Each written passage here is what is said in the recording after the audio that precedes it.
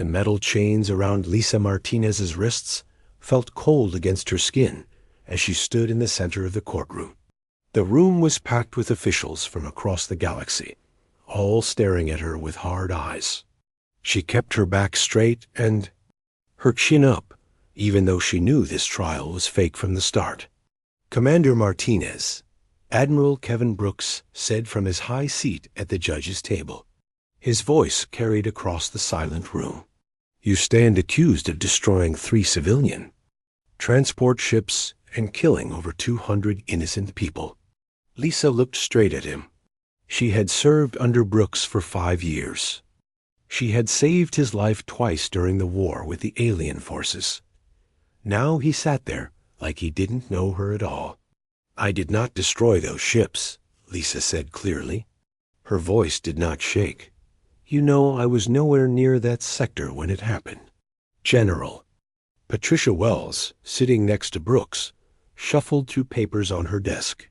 "The evidence says otherwise, Commander. Your ship's energy signature was detected at all 3 attack sites." Lisa wanted to laugh, but this was too serious. These people were her friends once.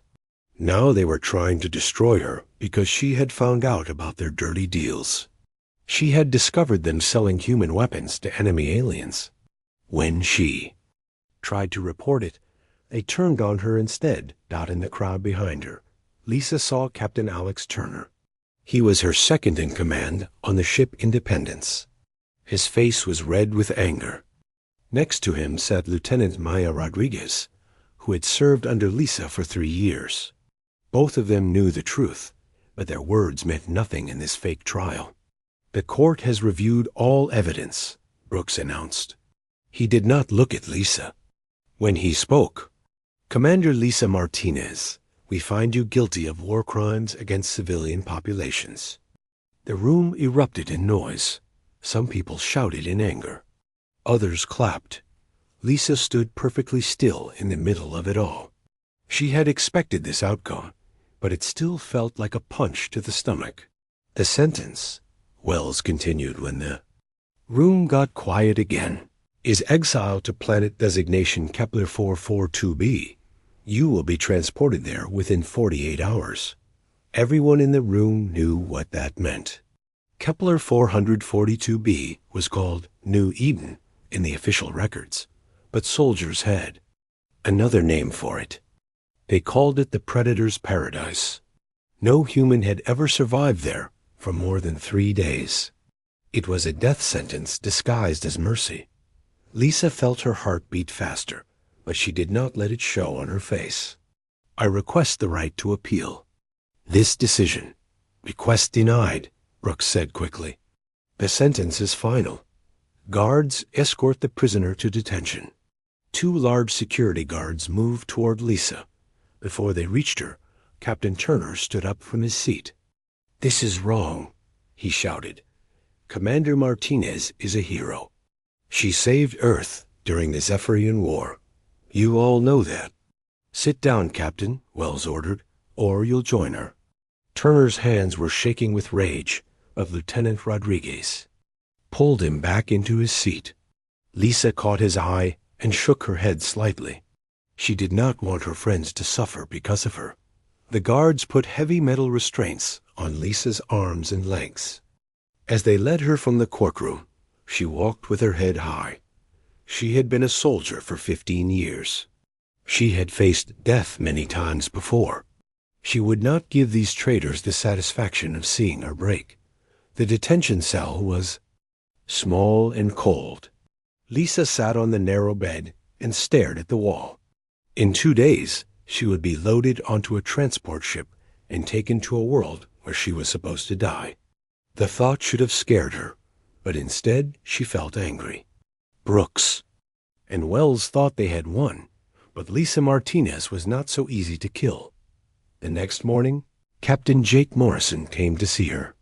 He was the pilot who would fly the transport ship to Kepler 442b. Morrison was a good man who had served with honor for many years.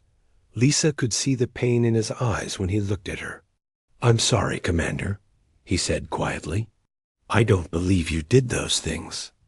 I know, Lisa replied, but orders are orders, right? Morrison nodded, but then he leaned closer to the cell bars.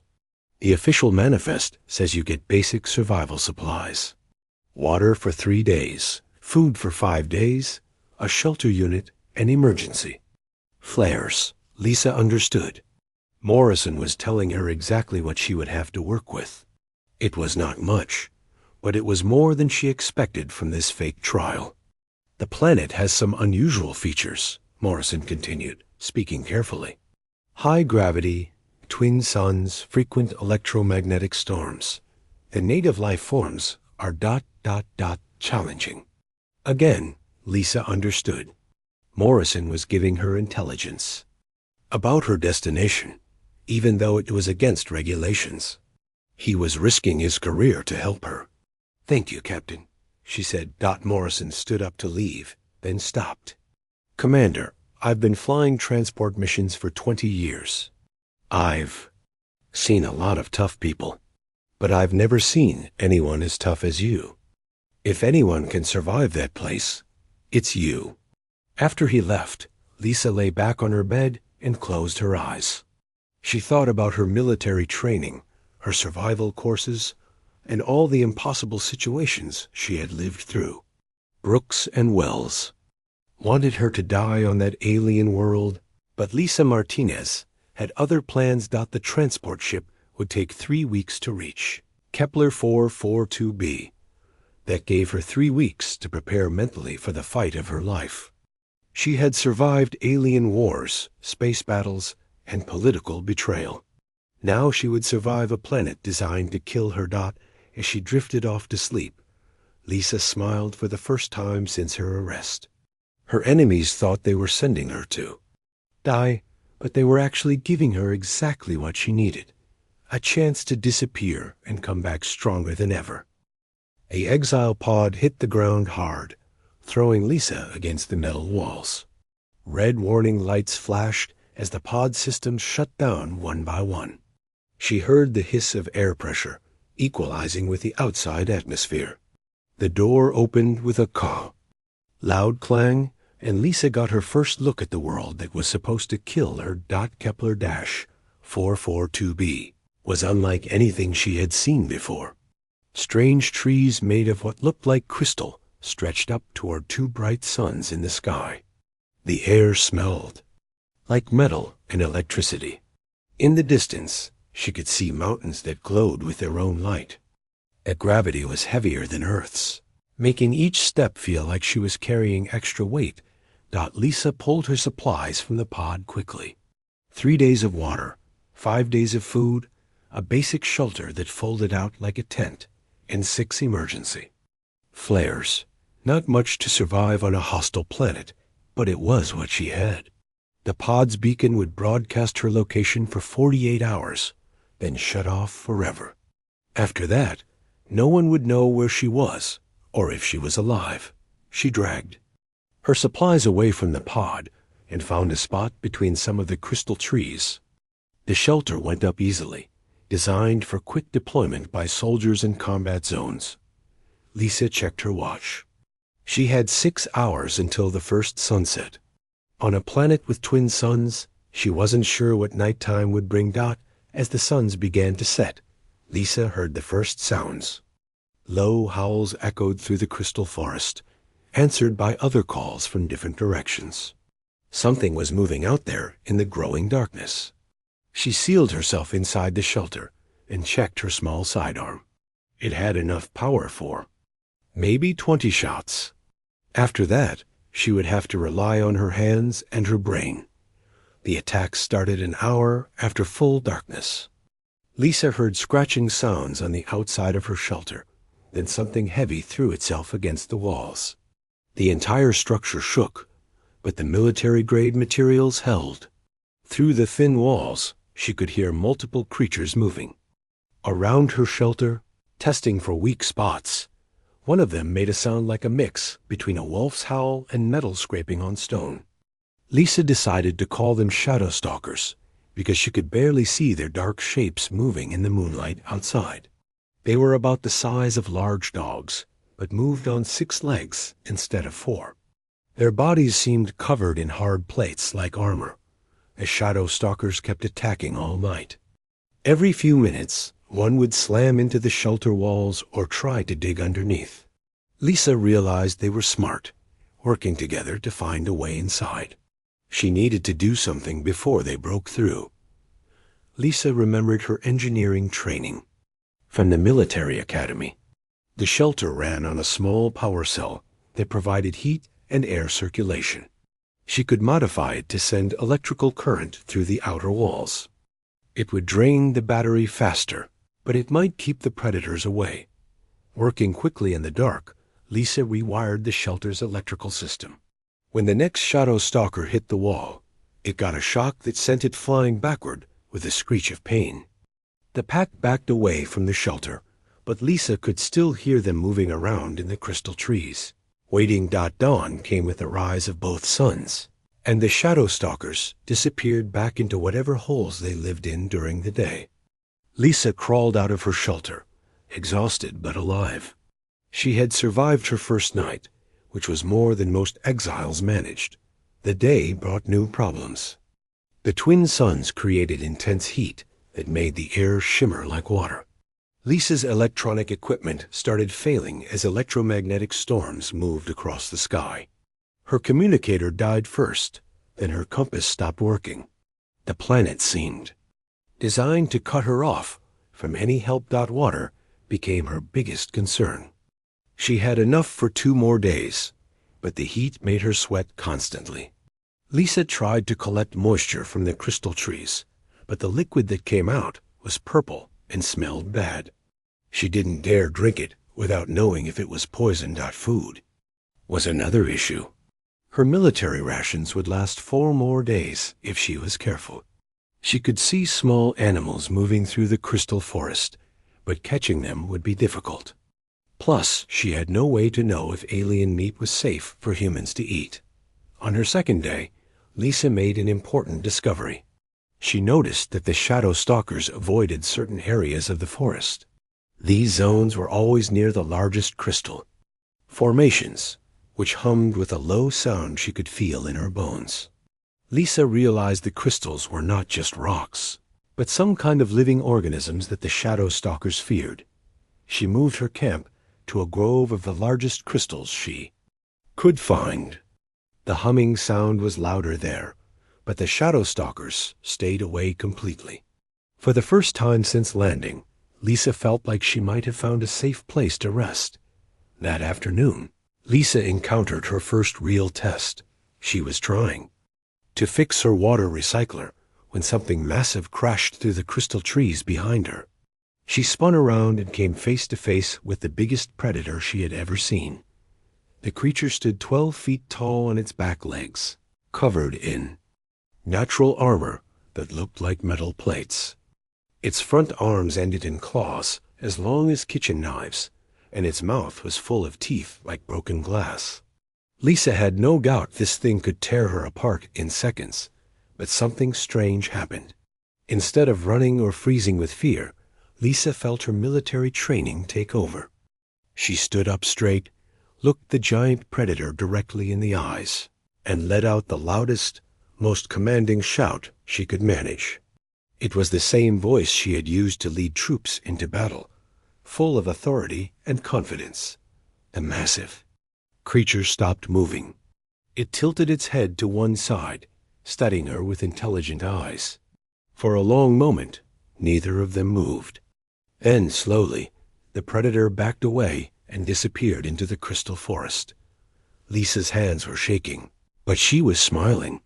She had just learned something very important about this planet. Here, showing fear meant death, but showing strength meant respect. The creatures of Kepler 442b understood dominance and power. If she was going to survive, she would have to become the most dangerous thing in their world. 3 weeks had passed since Lisa's pod crashed on Kepler 442b, and she was still alive. This was already longer than any exile had survived before. Her small camp in the Crystal Grove had grown into something more permanent. She had built walls, using fallen crystal pieces and metal from her crashed pod. Her shelter now had a roof that collected rainwater and a small area where she dried meat from the animals she had learned to hunt. The shadow stalkers no longer bothered her at night. After several encounters where Lisa stood her ground and shouted at them, they had begun to respect her territory. They still watched her from the edges of the crystal grove, but they no longer attacked. Sometimes she even heard them fighting off other predators that tried to enter her area. Lisa had learned to hunt the planet's smaller creatures using traps and her military knife. The meat tasted strange, but was safe to eat after cooking. She had also found plants that could be boiled into a drink that wasn't exactly water, but kept her alive. Her body was getting stronger from the heavy gravity and constant physical work. But the most important thing Lisa had learned was how the planet's creatures thought. Everything here operated on a system of dominance and territory. As strongest creatures ruled certain areas, and weaker ones stayed away or served them. It was like a giant military hierarchy, but based on pure physical and mental strength instead of rank. Lisa had started marking her territory, the way she saw other predators do it. She left scratches on trees, piled rocks in certain patterns, and made regular patrols around her area. To her surprise, other creatures began to recognize these signals. Her territory was growing larger as more animals accepted her claim to the land. The real test came when Lisa discovered a territorial dispute that threatened the entire area's balance.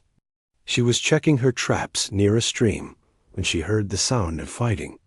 Two massive predators, both of the same species as the one she had faced weeks earlier, were battling over control of the water source. Lisa called them Titan prowlers because of their size and the way they moved like giant cats. These two were evenly matched, both 12 feet tall with armor plating and razor-sharp claws. They had been fighting for hours, and their battle was tearing up the landscape around. The stream. The problem was that this stream fed water to the entire region. If the Titan prowlers destroyed it with their fighting, every creature in the area would suffer, including Lisa. She needed that water source to survive, and she could see that neither creature was going to back down. Lisa made a decision that was either brilliant or suicidal. She was going to stop the fight by inserting herself into it, not by trying to separate the creatures, but by proving she was more dangerous than either of them. She spent an hour studying the battlefield, looking for advantages. The two Titan prowlers were fighting on a slope near some loose rocks. Above them was a cliff face that looked unstable. Lisa had learned to make explosives during her military training, and she still had her emergency flares. Lisa climbed up above the fighting creatures, moving carefully to avoid being seen. She positioned herself where she could see both Titan prowlers locked in combat below. Then she modified 3 of her emergency flares, turning them into crude but effective explosive devices. When both creatures were in exactly the right position, Lisa triggered her makeshift explosives. The blast brought down a controlled rock slide that separated the two fighters and trapped them in positions where neither could attack the other or escape easily. Then came the dangerous part. Lisa climbed down into the middle of the dispute, walking calmly between the two trapped Titan prowlers. Both creatures were exhausted from fighting and surprised by the rock slide. They watched her with confused and angry eyes. Lisa walked directly to the stream they had been fighting over. She knelt down, cupped water in her hands, and drank slowly. Then she stood up, faced both creatures, and marked the area as her own territory using the scratch patterns she had learned. The message was clear. She had stopped their fight using superior tactics. She had trapped them both when they couldn't trap each other. And now she was claiming the water source for herself. In the brutal hierarchy of Kepler 442b, this made her the dominant predator in this territory. Both Titan prowlers studied her for a long time. Lisa stood perfectly still, showing no fear, despite being close enough for either creature to kill her with one swipe of their claws. Finally, first one and then the other backed away from the stream and left the area. Lisa had won, but she knew the real test would come later. Word of what happened would spread through the planet's complex network of scent markers and territorial signals. Every predator in the region would learn that a small, strange creature had outmaneuvered 2 Titan prowlers and claimed valuable territory. Over the next few days, Lisa noticed changes around her camp. The shadow stalkers that used to just watch from a distance began patrolling the borders of her territory, keeping other predators away. A family of large, bear-like creatures with crystal growths on their backs moved closer to her camp. They didn't threaten her, but seemed to be positioning themselves as allies. More importantly, smaller predators began bringing her offerings. Dead animals left at the edge of her territory, unusual plants that might be useful, even shiny rocks. That had no practical value, but seemed important to the local creatures. Lisa realized they were trying to gain her favor, the way weaker animals might try to please a powerful leader. Lieutenant Colonel Steve Parker, MONITORING Kepler 442b from orbit as part of a routine patrol, noticed something impossible in his readings. The electromagnetic signatures from the planet's surface showed organized predator movements across huge areas. Individual creatures were moving in coordinated patterns that suggested communication and cooperation on a scale never seen before. Parker checked his readings 3 times, but the data was clear. Something on the planet's surface was organizing the apex predators into a unified group. According to his orders, he was supposed to report any unusual activity, but he was also forbidden from communicating with exiles. He decided to keep watching and gathering data before making any reports. What he was seeing was scientifically impossible, and he needed to understand it better. Down on the planet's surface, Lisa Martinez was becoming something that had never existed before. A human apex predator respected by alien creatures who had never seen her species. She was building an empire based on tactical intelligence and unbreakable will, and she was just getting started. 2 months after her exile, Lisa Martinez controlled more territory than any single creature in the recorded history of Kepler 442b. Her domain stretched across 50 square kilometers of crystal forests, rocky plains, and mountain slopes. Dozens of apex predators recognized her authority and patrolled her borders. What had started as a desperate fight for survival had become something unprecedented in the galaxy. Lisa's daily routine now included managing her growing alliance of alien predators. She had learned to communicate with them through a complex system of scent markers, body language, and territorial signals. Each species had its own way of showing respect and receiving orders. The shadow stalkers responded to sharp hand gestures and specific vocal tones. The crystal bears, as Lisa had named the large creatures with mineral growths on their backs, understood territorial markings and resource distribution patterns. Her most reliable ally was a Titan prowler she called Thunder. He was the larger of the 2 creatures she had outmaneuvered at the stream weeks earlier. Instead of holding a grudge, Thunder had become fascinated by Lisa's tactical thinking. He followed her on patrol routes and seemed to understand that her strategic mind made their partnership stronger than either could be alone. The peaceful growth of Lisa's territory was shattered when a new threat emerged from deep underground. It started with strange vibrations in the ground that made the crystal trees hum with different tones. Then came reports from her scout network. The shadow stalkers brought news through their sense signals that something was digging massive tunnels beneath the continent. Lisa first saw them 3 days later during a patrol with Thunder. The ground suddenly exploded upward 50 meters ahead of them, and creatures poured out like water from a broken dam. They were insectoid, about the size of house cats, with hard shells and wings that buzzed like chainsaws. But the terrifying thing was their numbers. Hundreds emerged from that single hole, then thousands. These were the swarm dancers, though Lisa didn't know their name yet.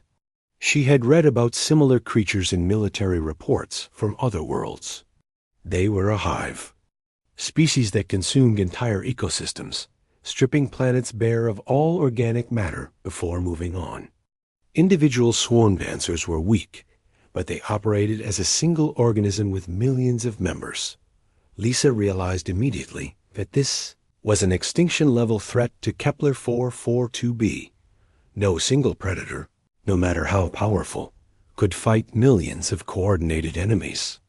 The planet's apex predators had never faced anything like this, because they had never needed to cooperate on such a massive scale. But Lisa had something the native predators lacked: experience with large-scale military operations. She had commanded thousands of soldiers during the Zephyrian War. She understood logistics, communication, and coordinated defense strategies. For the first time since arriving on the planet, she felt truly useful. Lisa began the most ambitious project of her life, uniting every major predator species on the continent into a single army. She used her network of allied creatures to spread messages across vast distances. Through scent markers, territorial signals, and direct demonstrations, she communicated a battle plan to species that had never worked together before. The crystal bears became her heavy infantry, using their natural armor and strength to create defensive formations. The shadow stalkers formed fast-moving scout units that could relay information across the battlefield. Flying predators that Lisa called stormwings provided aerial reconnaissance and attack capabilities. Even the Titan prowlers, normally solitary creatures, began working in coordinated teams. The final battle took place in a valley where 3 major tunnel systems converged. Lisa had chosen the location carefully, using the terrain to funnel the swarm dancers into killing zones where her predator allies could fight most effectively. She positioned herself on Thunder's back at the center of the formation, where she could see the entire battlefield and direct the defense. The swarm dancers attacked in waves that seemed endless, the air filled with the sound of buzzing wings and clashing claws. Lisa's voice carried across the battlefield as she directed flanking maneuvers and tactical retreats. For the first time in the planet's history, natural enemies fought side under unified command. The turning point came when Lisa realized the swarm dancers had a weakness. They communicated through electromagnetic signals that could be disrupted by the crystal formations scattered around the valley. She ordered the crystal bears to target specific rock formations, creating feedback loops that scrambled the swarms. Coordination. Confused and unable to coordinate, the swarm dancers became vulnerable to the coordinated attacks of Lisa's predator army. Storm wings dove from above, while shadow stalkers attacked from the flanks. Titan prowlers led crushing charges that broke through the swarm's lines. The victory was complete, but it came at a terrible cost. Many of Lisa's allies were injured or killed in the battle. Lisa herself took a serious wound when she jumped from Thunder's back to protect a nest of young predators from a final swarm attack. A swarm dancer's claws raked across her left arm, leaving deep cuts that wouldn't heal easily. As Lisa recovered from her injuries, something amazing happened. The apex predators of Kepler 442b began bringing her offerings unlike anything she had seen before. They brought rare healing plants from the deepest parts of the crystal forests. They shared water from hidden springs that had special properties. Some even brought their young to meet her, an honor reserved for the most respected leaders. Lieutenant Colonel Steve Parker, still monitoring from orbit, watched his instruments record electromagnetic disturbances across multiple continents. The organized predator movements he had detected before were now spreading across the entire planet.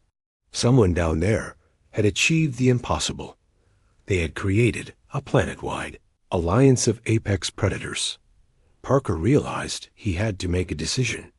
His orders were clear about not communicating with exiles, but the implications of what he was seeing went far beyond military regulations. This was a scientific discovery that could change humanity's understanding of alien intelligence and cooperation. Meanwhile, Admiral Brooks was reviewing reports from monitoring stations throughout human space. The electromagnetic anomalies from Kepler 442b were creating automatic alerts in defense networks across 3 sectors. Something on that planet had become powerful enough to affect space-based detection systems. Brooks felt a cold fear in his stomach. He had sent Lisa Martinez to that planet to die quietly and disappear. Instead, she had apparently become something that was making the entire galaxy take notice. His carefully planned cover-up was about to become the biggest problem of his career. 6 months after her exile, Lisa Martinez had become a legend that even the stars knew about. Her territory now covered an entire continent, and she commanded the absolute loyalty of every apex predator within 1,000 kilometers. The crystal. Forests hummed with the coordinated movements of creatures that had learned to work together under her leadership.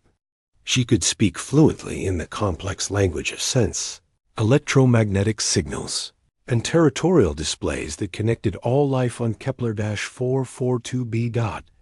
Her peaceful reign ended when human warships appeared in the planet's orbit.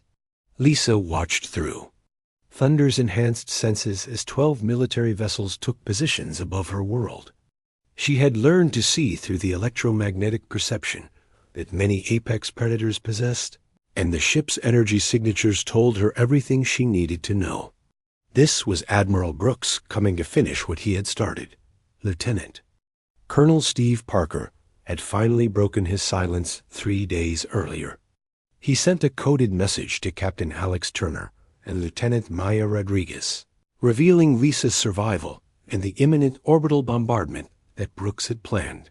Lisa's former crew members, led by Captain Jake Morrison, had stolen a transport ship and were racing to reach Kepler 442b before the attack began. On the planet's surface, Lisa faced an impossible choice. She could try to escape with her human rescuers and abandon the predator allies who had accepted her as their leader.